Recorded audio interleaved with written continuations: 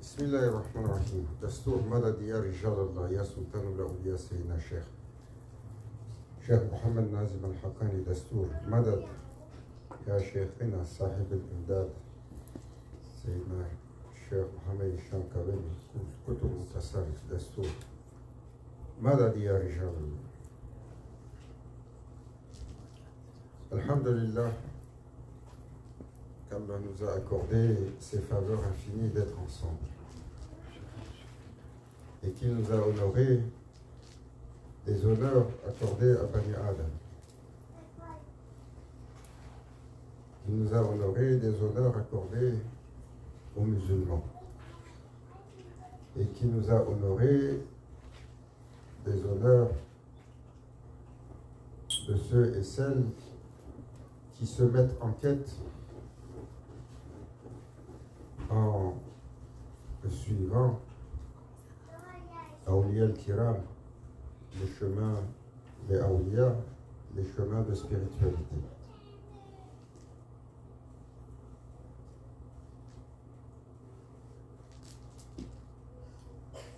Un homme sage, il nous disait, il nous répétait très souvent, la clé du succès, I'm saying it correct me, God gave you, he used to say, God gave you time, use it well. Rahmatullah alayhi. Elle disait, Allah nous a accordé le temps et il faut l'utiliser de façon adéquate. Le temps est une faveur, le temps est la main d'Allah qui porte et qui fait avancer toute cette création de façon inexorable. No one can escape.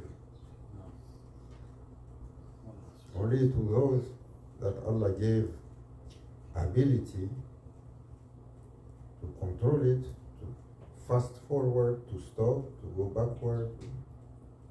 He knows. Parmi les anges, parmi les awliya, Allah a accordé aux gens d'être dérogés aux règles. Mais pour le commun, c'est inexorable pour nous le temps qui avance. Et cet homme sage, il disait, Allah nous a fait une faveur sur un temps qui nous est délimité et il faut bien l'utiliser.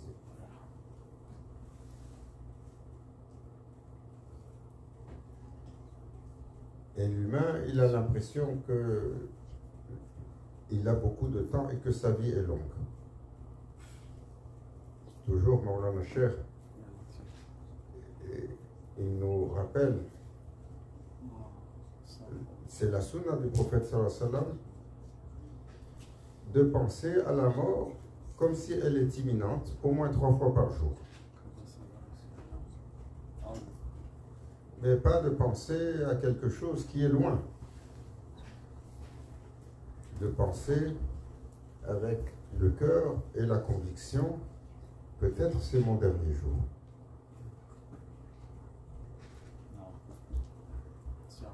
Est-ce que je suis prêt?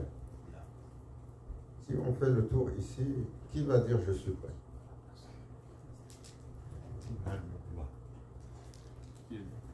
Donc, nous savons que nous ne sommes pas prêts. Si on regarde les prérequis, le barème et ce que nous avons de non fini, déjà, nous savons que nous ne sommes pas prêts. Mais Sayyidina Ali, Karamallah Wajh, Allah ennoblisse, illumine son visage et nous accorde de son regard son regard puissant de guidance, de protection. Guidance, parce que Sayyidina Ali, le prophète sallallahu alayhi wa sallam a dit, il est la porte de la cité du savoir. Et de protection, parce que le prophète sallallahu alayhi wa sallam également a dit de lui, il est le bouclier qui protège cette terre. Et cette force, cette puissance, cet état de fait, il ne s'arrête pas avec son départ de ce monde. Ça, c'est juste pour ceux qui pensent que tout le monde, il est comme eux, aussi tuné. Tuné, c'est quoi? Hein? Comment vous traduisez ça, Aliou? Négocier.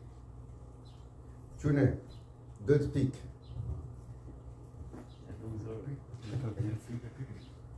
Non, beaucoup de gens, ils pensent que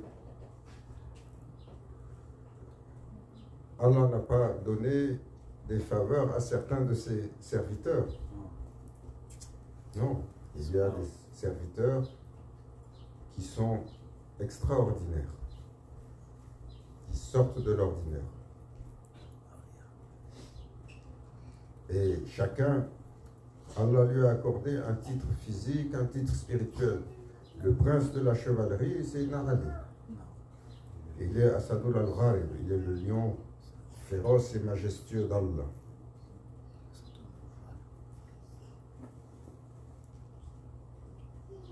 Sa majesté a fait trembler même le prophète sallallahu alayhi wa sallam lors de Isra al-Miraj, quand il a aperçu à la droite du trône d'Allah cette créature sublime.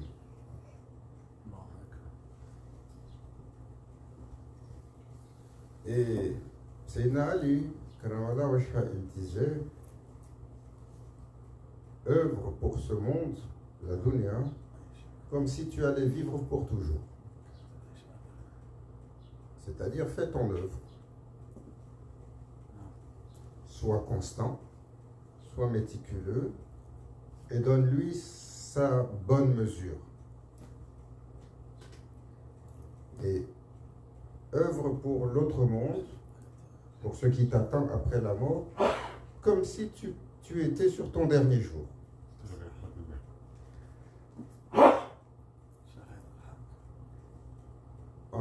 En islam,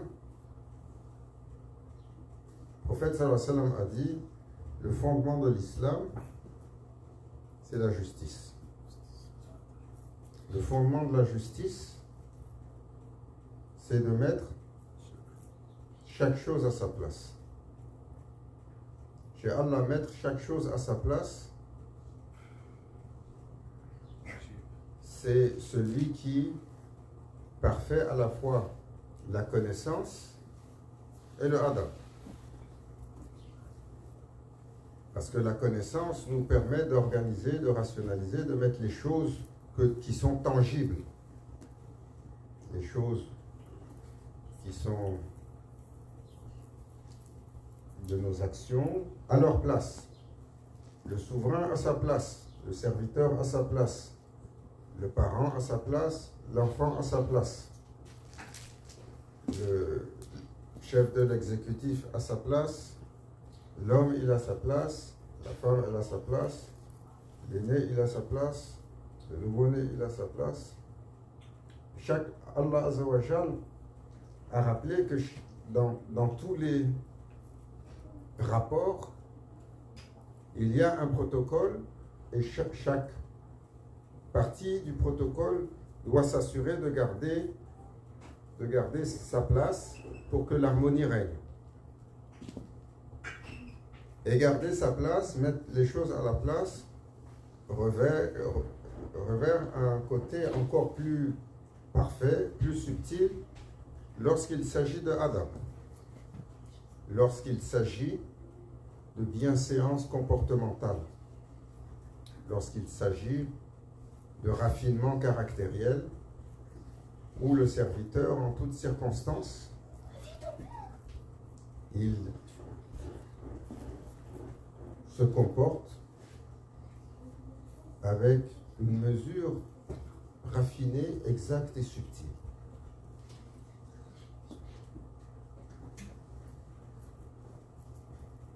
Lorsqu'il est dans la cour du roi, il sait comment se comporter. Lorsqu'il est au marché, il sait comment se comporter. Lorsqu'il est dans l'assemblée des voyous, il sait comment se comporter.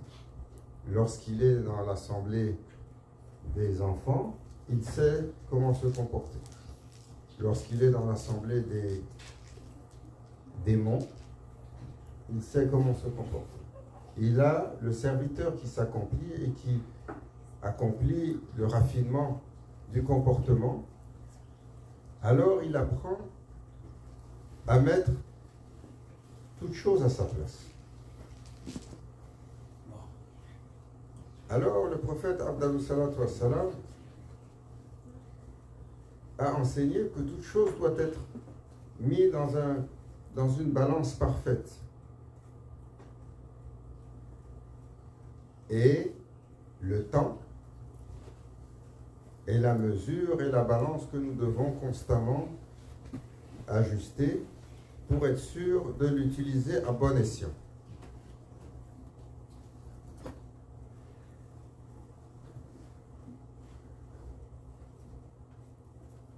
Lorsque l'humain naît et arrive sur terre, on dit dans les cieux, il y a un arbre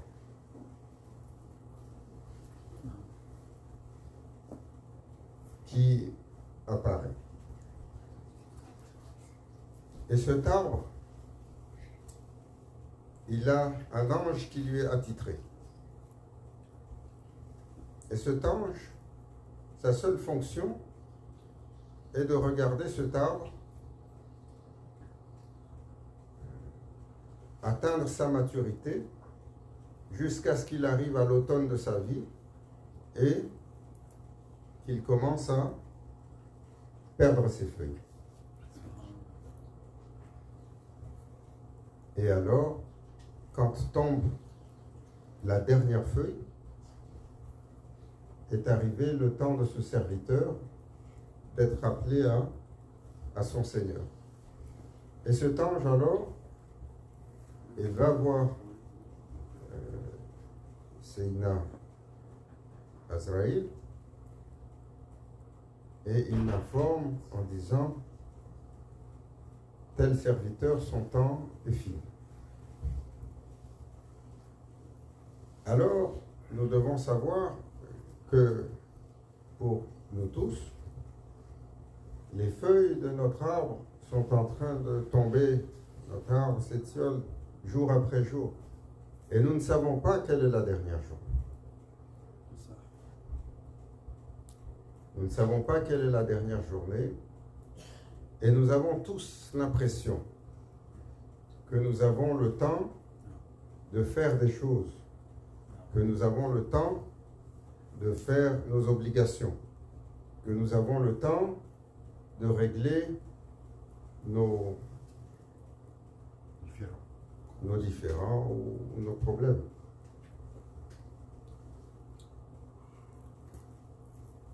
Et nous procrastinons sur tellement de choses qui sont à propos de la akhira. Et nous avons tous l'excuse. Nous sommes occupés dans ce monde, nous avons des responsabilités, nous avons un travail, nous avons un loyer, nous avons une hypothèque, nous avons une famille, nous avons des enfants, nous avons des parents. Ça, c'est des choses que tous les prophètes ont eues. Et ils ont eu peut-être comme charge beaucoup plus que nous. C'est pour ça, on dit que quand les serviteurs se présenteront devant leur Seigneur et que leur Seigneur les questionnera, pourquoi n'as-tu pas fait? Why you didn't do like that, oh my servant? Oh, my Lord, I was too busy. I had too much duties and obligation. Or the other one is going to say, oh, my Lord, I was sick. Or I was this, I was that.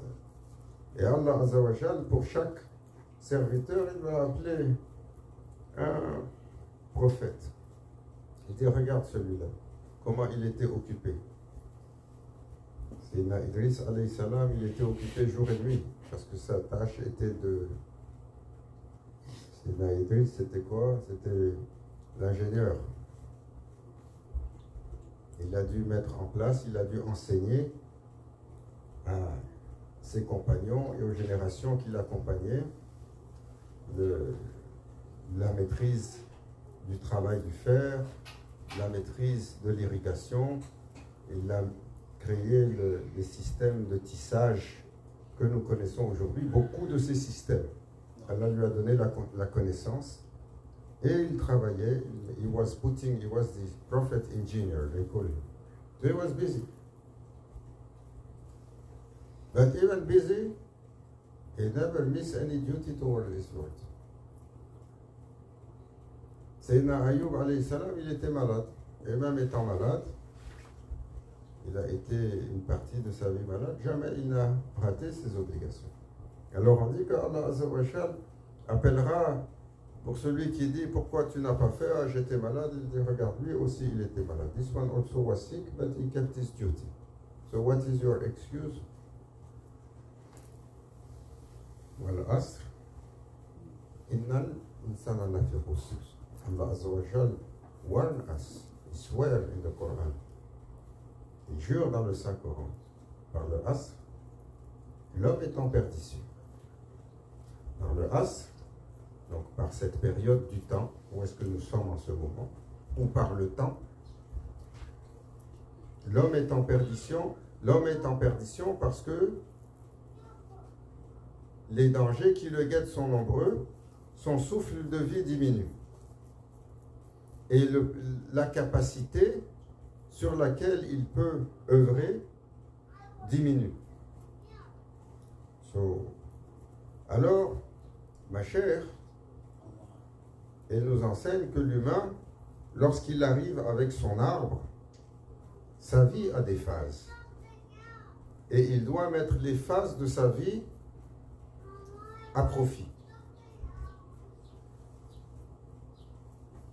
Le child comes, l'enfant il arrive, il a dans sa vie l'enfance elle a 3 phases primaires. 0 à 7, 7 à 14, 14 à 21. 3 phases de cette année.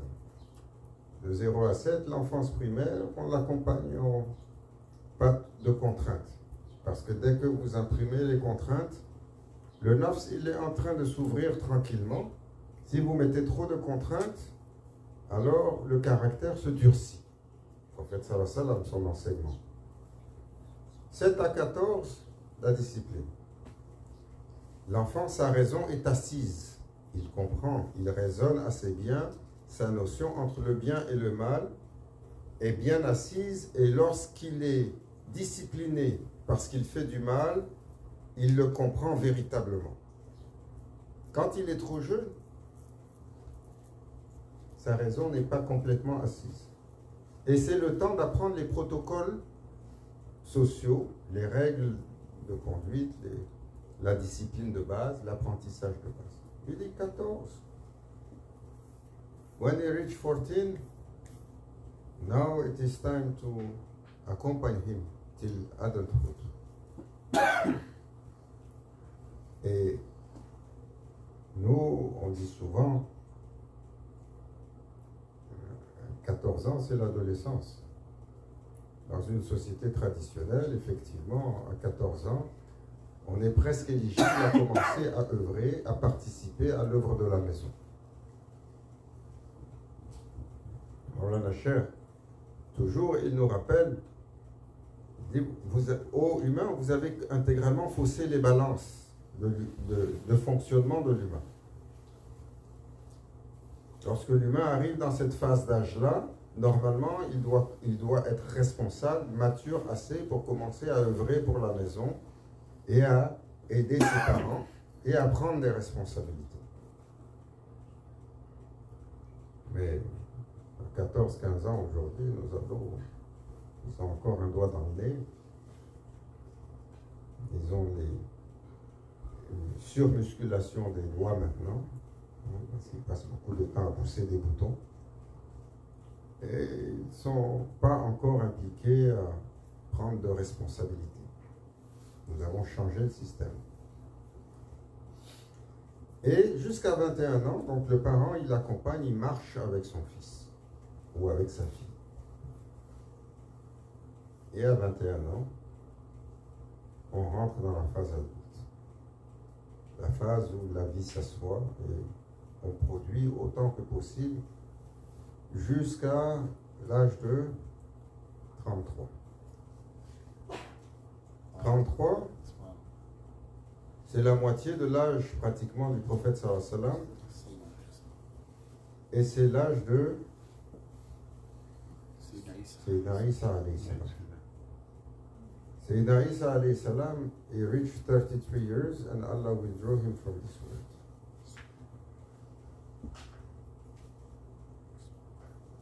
Then after 33, après 33, on a un autre cycle de préparation pour arriver à l'âge du début de l'accomplissement spirituel, 40. 40, l'âge où le prophète sallallahu alayhi wa sallam a reçu la révélation. Mais ce 40 est particulier parce qu'il est à la fois une bonne nouvelle quand il arrive, parce que c'est l'âge normalement de la maturité, où est-ce qu'on est à mesure de commencer à refermer les portes de la dunya. Donc si on a attendu 40 ans pour se marier, comme c'est fréquent aujourd'hui, là où on doit commencer à fermer les portes de la matérialité, on commence à courir après les enfants et la responsabilité. Mais la bonne nouvelle, elle a également un côté plus difficile, qui est la nouvelle la plus difficile. À 40, la puissance, la force que l'humain a pour pouvoir discipliner son caractère, sauf exception, on s'entend, elle décline. Donc, les mauvaises manières, les travers du caractère, les déficiences, qu'on n'a pas réussi à dompter, à discipliner lorsqu'on arrive à 40, bonne chance. Alors, c'est un rappel pour les jeunes, profitez-en. Parce qu'effectivement, après, comme on dit, quand vous êtes dans la jeunesse, pour apprendre, pour mémoriser, c'est facile. Un beau jour, quand on doit lire, apprendre, mémoriser ou apprendre une nouvelle langue, on se rend compte que le cerveau, il roule à la moitié de sa vitesse. Et c'est de même pour la capacité de travailler notre caractère intérieur. Donc de s'assujettir avec la patience, la largesse de cœur, mais également de dominer sa colère, son impatience, sa générosité, sa paresse, son anxiété, et ci et ça, toutes les mauvaises manières que le prophète sallallahu alayhi wa sallam a décrites. La meilleure des phases vient avant 40 ans. Après 40 ans, le travail devient beaucoup plus difficile. Parce qu'on n'a plus la force et la fougue que la jeunesse donne. Et le caractère, il devient un peu trop trempé.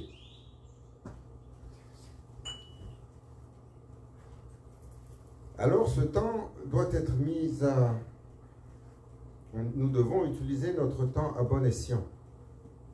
Chaque jour qui est passé est une journée irrattrapable. Et le prophète Abdallah a dit à ses compagnons, le serviteur, la chose qui est la plus difficile pour lui lorsqu'il quitte ce monde, son regret majeur, il va avoir un regret fondamental. Le plus grand des regrets. Dès qu'il quitte ce monde, il va réaliser. The servant, as soon as he leaves this world, and that the scene open, he realizes, then will come to his heart a regret. And what is that regret? Huh? How I didn't remember my Lord more. Comment je ne me suis pas rappelé de mon Seigneur. Comment je n'ai pas été dans le dhikr. Ça, c'est la parole du prophète sallallahu alayhi wa sallam. Et qu'est-ce qu'il dit? Il dit, Ya Rabbi, laisse-moi retourner une année. Maintenant que j'ai compris. Allah dit non, tu as eu ton temps. Ya Rabbi, laisse-moi retourner un mois que je puisse faire le dhikr et me rappeler de toi comme il se doit. Il dit non. Une semaine. Laisse-moi retourner une journée. Laisse-moi retourner une heure. Laisse-moi retourner un instant pour que je puisse faire le dhikr et me rappeler de toi comme il se doit.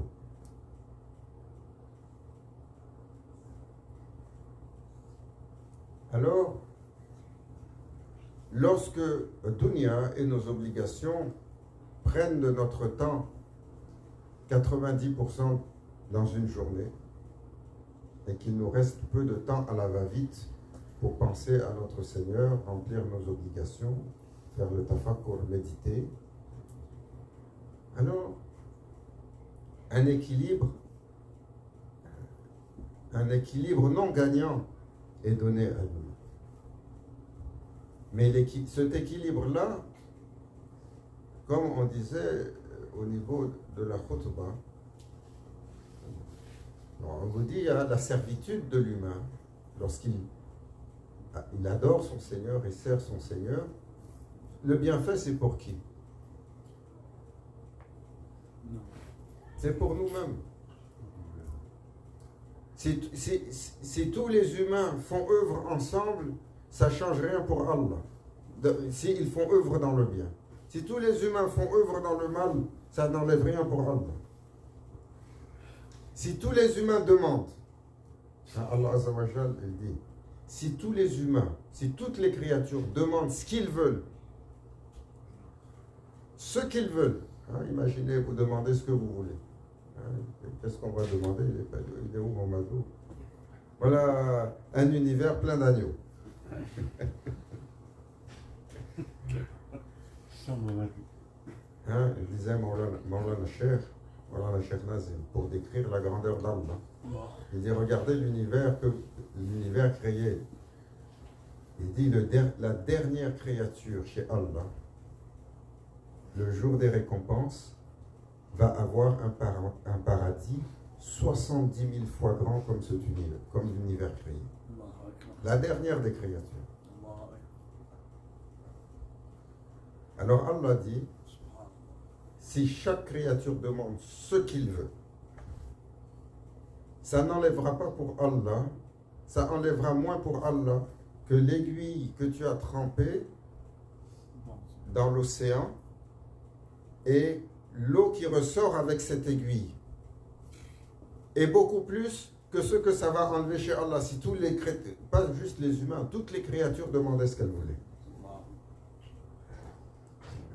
Allahu Akbar. Allahu Akbar. Allah is describing His greatness. If all of you ask what you wish, what is in your heart, whatever you wish, it's not going to take from Allah's ocean more than the needle you put in the ocean, the water that comes out of it. The ocean is there by itself. And if the next moment you ask, and you ask, and you ask for eternity, it is not going to change anything. It's Allah. Allahu Akbar. So Allah Azza wa Jal dit, ce que vous faites, ô mes serviteurs, c'est pour vous. C'est pour votre bien. C'est pour votre bien-être. C'est pour votre confort. C'est pour votre paix. C'est pour votre sérénité. Ce que vous faites vous accorde un bien dans ce monde et vous accorde la félicité pour l'éternité. Si vous faites le khayr, si vous faites le bien. Si vous faites le bien, le prophète sallallahu alayhi wa sallam, il dit, regardez, pour nous faire comprendre la valeur de l'action de l'humain. Ô humain, ce que tu gardes pour toi, tu l'as perdu. Ce que tu as donné, tu l'as gagné. Et tu l'as gagné pour l'éternité.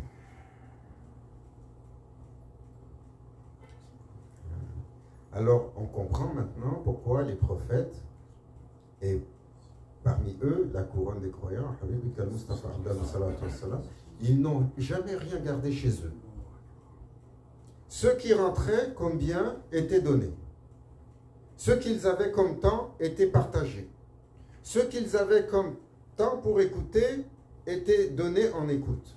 Ce qu'ils avaient comme amour et comme attention était distribué largement. Ils ont été des océans qui ont donné continuellement. Sayyidina Ibrahim alayhi salam, Khalilullah, le grand prophète, il avait une maison qui était à la croisée de deux grands chemins. Donc, sa maison avait 4 portes.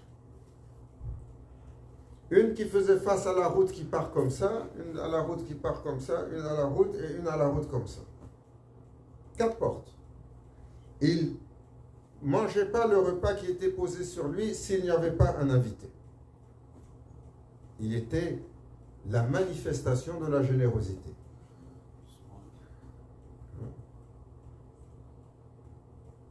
Nous, quand on doit poser la table et que le menu est choisi, que la portion est limitée,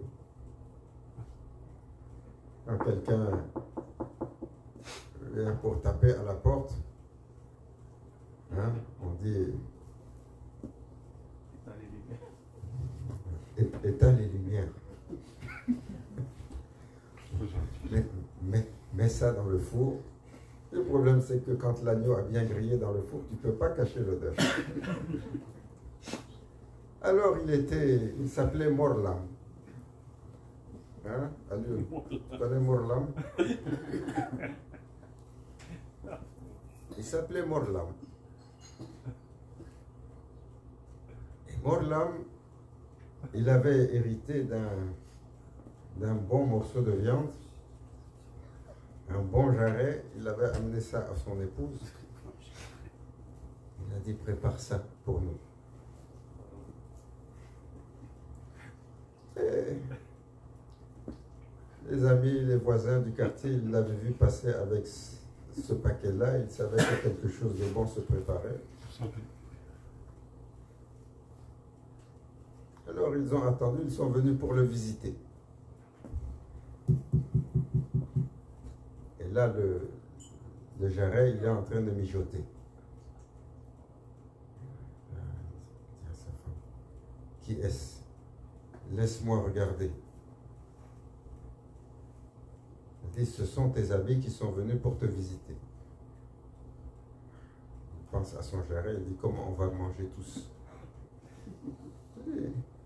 Dis-leur que je suis un peu fatigué. Alors l'épouse, elle va, elle dit, il est un peu fatigué. Frère, on va attendre qu'il finisse de se reposer. Est-ce qu'ils sont partis? Non, ils attendent. Ils disent qu'ils vont attendre que tu finisses la sieste. Après un certain temps, est-ce qu'ils sont partis? Non. Est-ce qu'il a fini la sieste? Non. Voilà. Il demande, il dit, dis-leur que la sieste est finie, mais je ne me sens pas bien.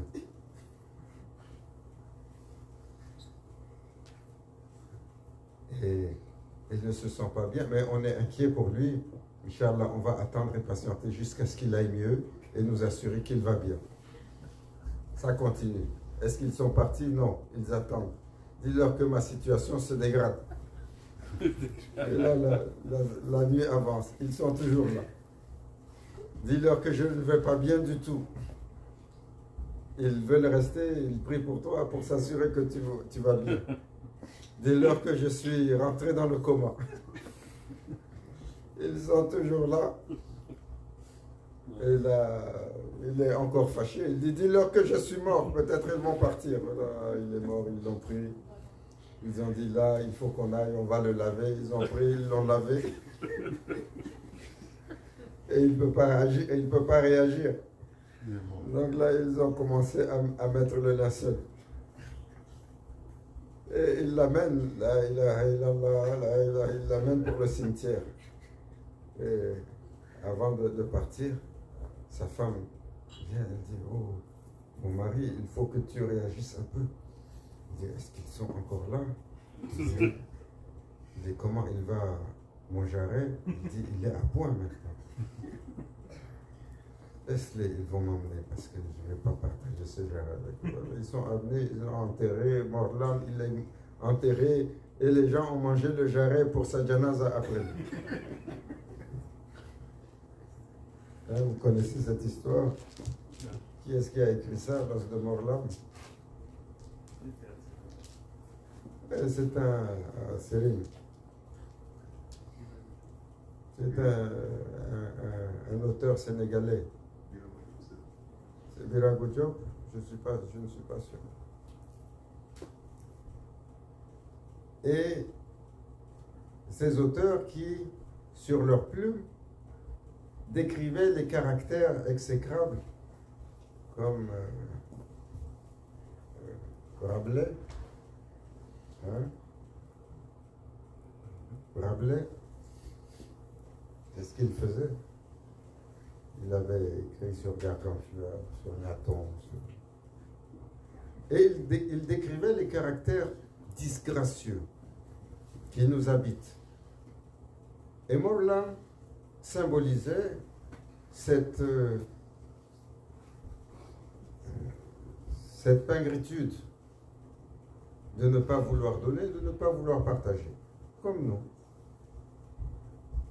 Et le prophète sallallahu alayhi wa sallam a dit, ce que tu donnes, tu gardes pour l'éternité. Ce que tu gardes, c'est perdu. Alors nous devons apprendre à donner de notre temps, de nos biens, de notre effort, à tous, sans exception. Nous ne le donnons pas parce qu'on est satisfait du résultat. Nous ne le donnons pas parce que nous avons un avantage notoire. Nous ne le donnons pas pour que on fasse notre louange et qu'on reconnaisse qu'on a donné. Nous ne le donnons pas aux gens que nous aimons. Hein, simplement. Nous le donnons fils abilillah. Nous le demandons pour Allah. Nous le donnons pour Allah. Nous le donnons par amour d'Allah. Alors le serviteur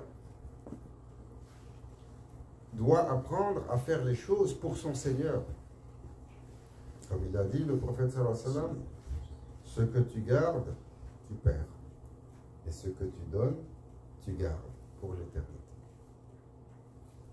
Qu'Allah Azza wa Jal nous accorde la bonne mesure du temps. Amen. De ne pas laisser le temps partir.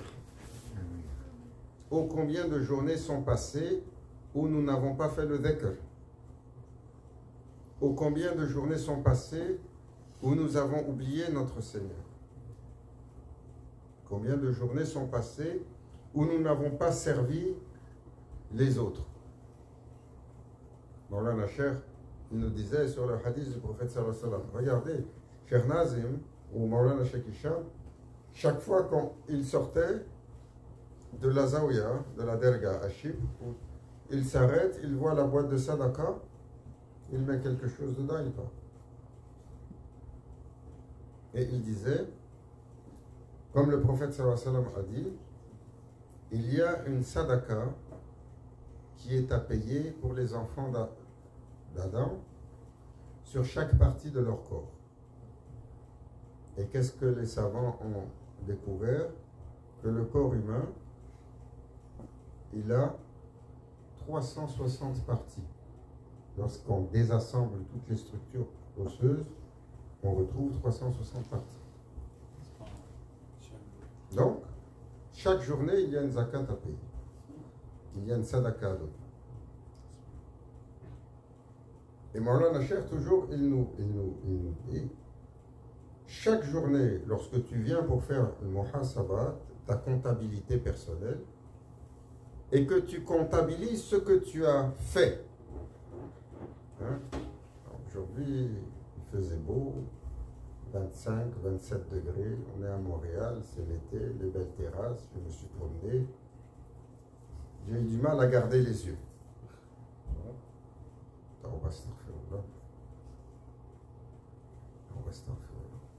Demain, je vais essayer mieux. Oh mon Seigneur, pardonne. Aujourd'hui, il est venu vers moi. Sur le trottoir, je vois le quêteux qui vient, j'ai changé de bord. Hein? Ça nous arrive. Des fois, je suis gêné parce que tu arrives sur un coin, il y en a un, tu donnes. Tu arrives sur un coin, il y en a un autre, tu donnes. Tu arrives sur un coin, je circule beaucoup dans la ville et des fois, sur les intersections, on n'a jamais vu ça à Montréal, il y en a partout maintenant. Donc, des fois, je dis, qu'est-ce qu'on va faire maintenant? Il n'y a plus rien dans la poche. On est gêné. Mais des fois, non. Alors, lorsqu'on mesure notre quotidien et qu'on mesure tout ce qu'on a fait, qu'est-ce que j'ai fait de bien, qu'est-ce que j'ai fait de mal, j'ai perdu patience avec celui-là, ou j'ai été agressif avec celle-là, Tawba astaghfirullah, oh mon Seigneur, je ne me suis pas rappelé de toi.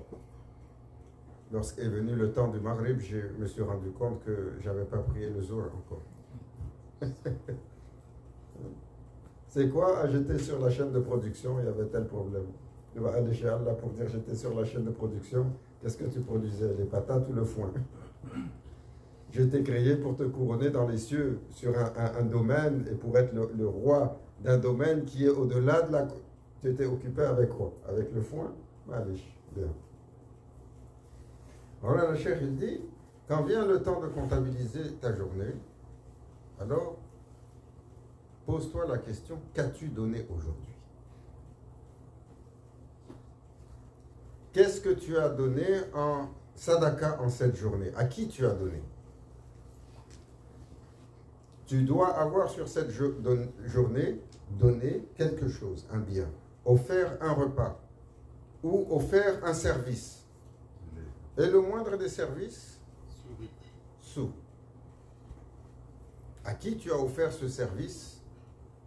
Le moindre des services. Pas un sourire, il y en a. Hein, on s'entend. Bon, elle est jeune, elle est belle et tout ça, on a un sourire qui bave. Non, c'est pas de ce sourire dont on parle. Non, ça, c'est pour c'est pour la turbulence de l'ego. Le sourire, c'est celui que tu donnes avec amour, avec attention, pour réconforter, pour rendre la personne à qui tu souris, pour la rendre joyeuse et heureuse. C'est le sourire qui n'a aucune